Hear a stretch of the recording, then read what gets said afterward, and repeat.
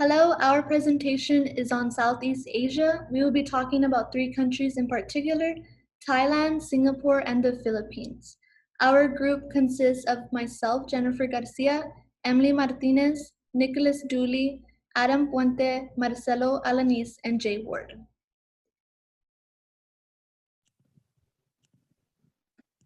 So we're going to begin the presentation with the region overview for Southeast Asia.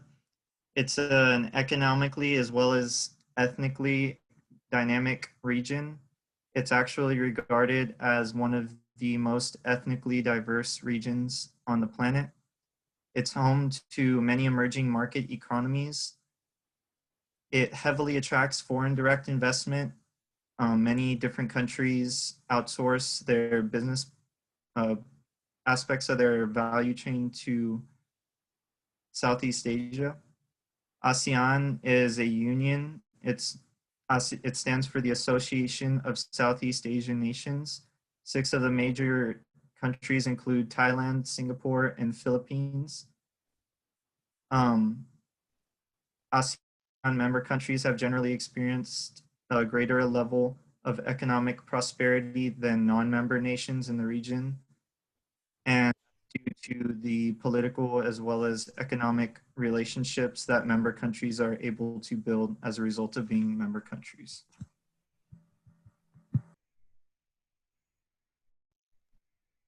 Okay, so Thailand is a great location to do business in. It serves as a gateway into the largest growing economy in Asia. Thailand is ranked the 21st easiest place to do business in the world for 2020. Its economy is the 43rd freest in 2020. They have done an excellent job in expanding its economic freedom. They have turned from a low-income and in its Asia region, it is ranked 11th out of the 42 countries in its region. It's ranked 29th in the World Competitiveness Ranking for 2020. It fell 4 spots due to its sluggish economy performance, its government efficiency, the GDP growth, and the unemployment growth in 2020. It has comparative advantages in the apparel and tourism industry. For apparel, it has a comparative advantage because it has low purchasing costs for materials, low wages, low price property for rent, and it can produce cotton and fabric extremely well. It has a comparative advantage in the tourism industry because it has nice people, it has rich culture, has a beautiful natural environment with beaches and stuff, and the low labor wages for the business side for employees that are well skilled and well educated.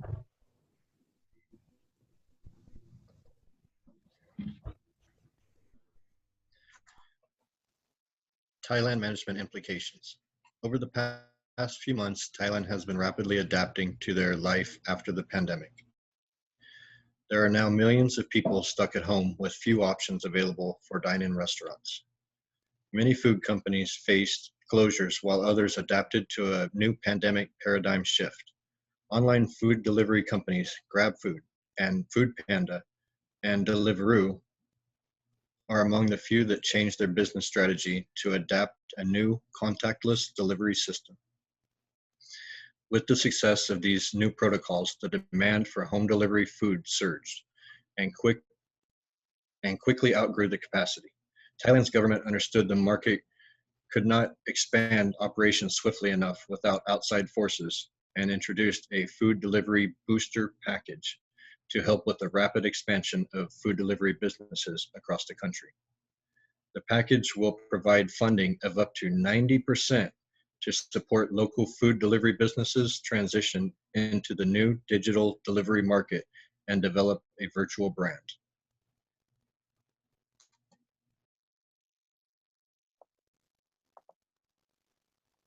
Thailand current events.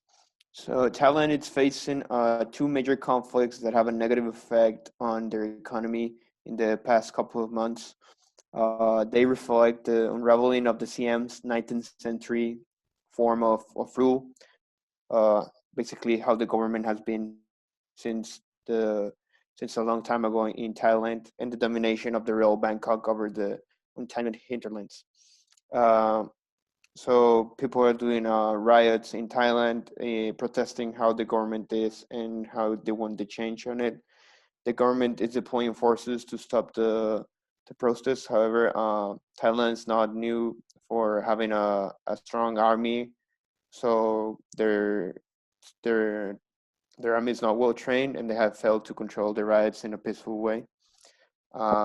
These riots and these problems had led to a damage on their economy and their investors, having doubts about investing in their economy, since right now these events can harm how the money flows and how the economy can be developed for the future.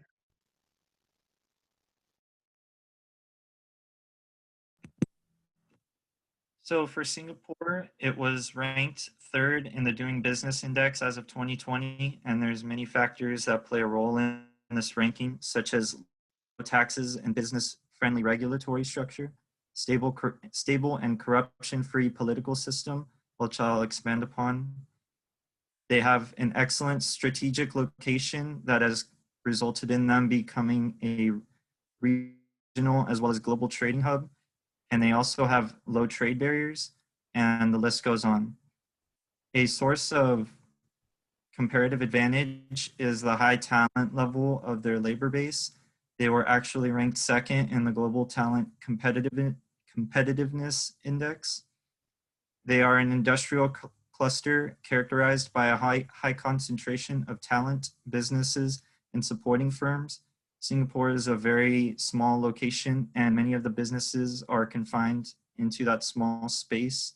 So this has allowed them to construct strong networks, as well as it has allowed them to construct strong networks as well as business relationships. Sustenance of their competitive advantage they've been able to sustain their competitive advantage through continued high investment in R&D.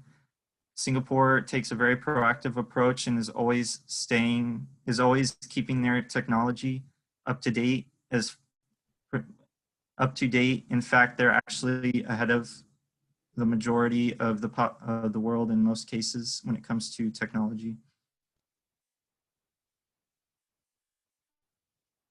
So this is a list of the top countries by FDI inflows provided by the United Nations Commission for Trade and Development. As you can see, Singapore is actually coming in third, only surpassed by the United States and China. Singapore actually has a greater level of FDI inflows than the United Kingdom, India, Canada, and Germany.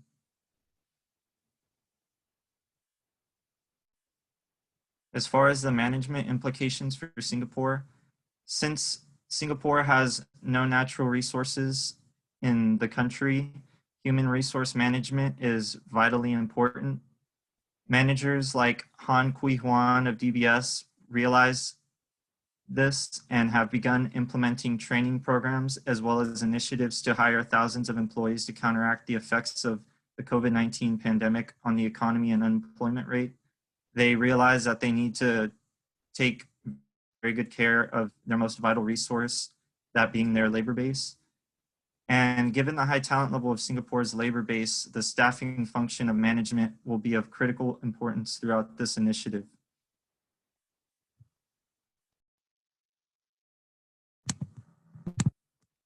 For current events in Singapore, they've begun investing heavily into tech and innovation, since they're always they always have a proactive mindset, and they want to be the first to do everything. They want to be the first smart nation. The government's involvement in the technological investment has accelerated Singapore's technological response to the crisis. And by that, I mean, due to COVID, many businesses have become digitized for the most part. And this technological investment on the government's part has allowed them to stay ahead of the game and react better and more quickly to the crisis. The unemployment rate in Singapore rose to a high of 2.9% in the month of June, which is actually the highest level in the past decade. However, it's still faring quite well in comparison to many other nations, especially in other Asian countries. The Singapore was initially praised for having one of the best coronavirus response strategies that included contact tracing, which allowed them to respond better to the pandemic or the virus. The manufacturing sector boasted a surprising 13.7% year-to-year growth this August, far surpassing projections of approximately 2.2%. And that's due to the technological advancements and investments that they've made that allowed them to respond and actually fare quite well in a crisis like the coronavirus pandemic.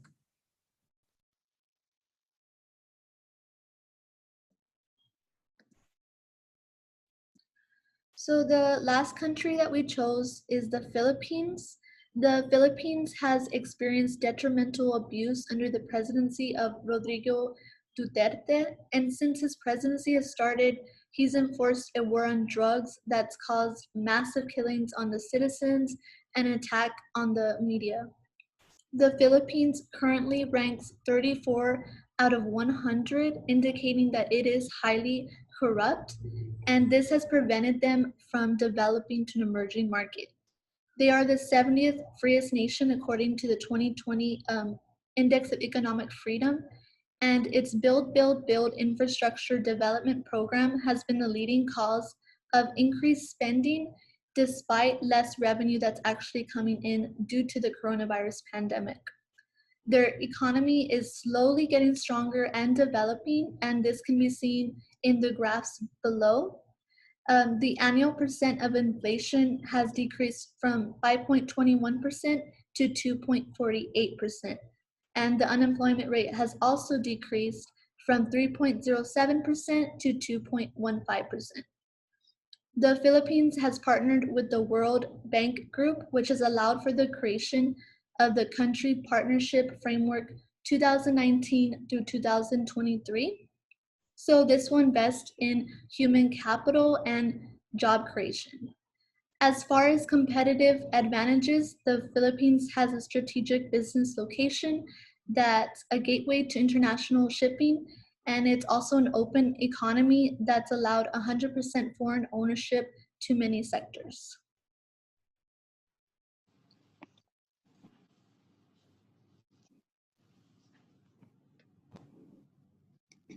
Philippines management implications. Jollibee Food Corporation was founded in 1975 by Tony Tan Kektiong and began as an ice cream parlor. As the demand for hot food increased, Tony Tan Kektiong, as a visionary, understood that he needed to expand his business, and it is now the most dominant Asian fast food restaurant brand. The Philippines' staple food is actually fried chicken, and so Chicken Joy, which is their version of fried chicken, is their main seller. Tony Tan Kektiong has also faced global competition with McDonald's and brands such as Burger King and Panda Express.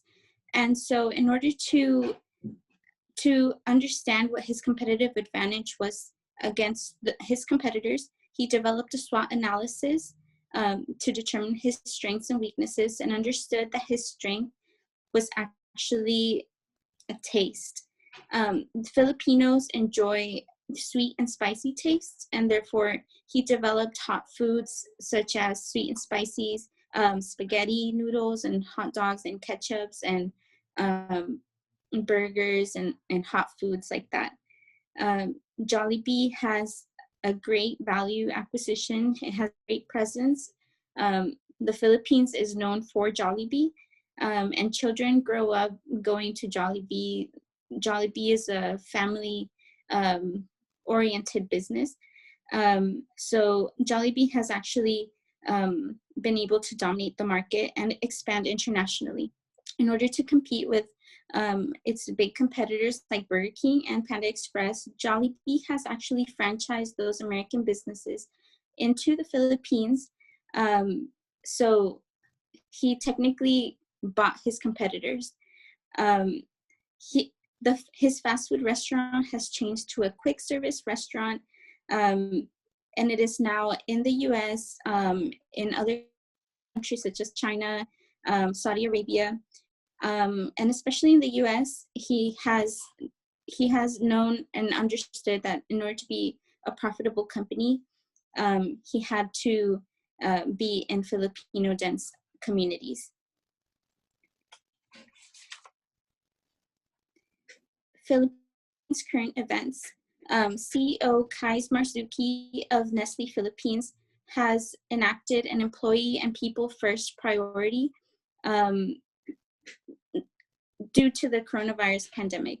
He has implemented a 500 million peso program to aid 1 million needy families, and has also implemented a 10 million peso donation to Red Cross Philippines for things such as labs, test kits, PPEs, supplies, and has also known that they need to help their employees through adjusted benefits and compensation for its employees, such as allowing them to work from home, allowing skeleton crews, safeguards, and even things like providing transportation from their home to work, so they don't have to worry about those sorts of issues due to low income, not being able to afford gas to go to work, things like that.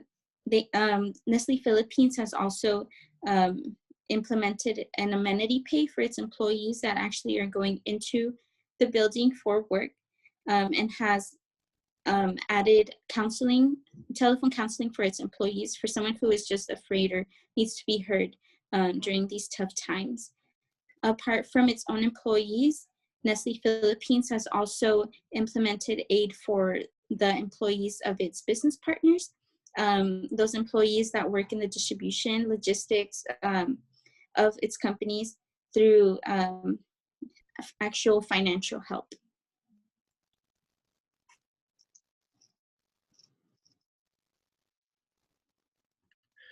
This concludes our presentation. If you have any questions, please feel free to email us.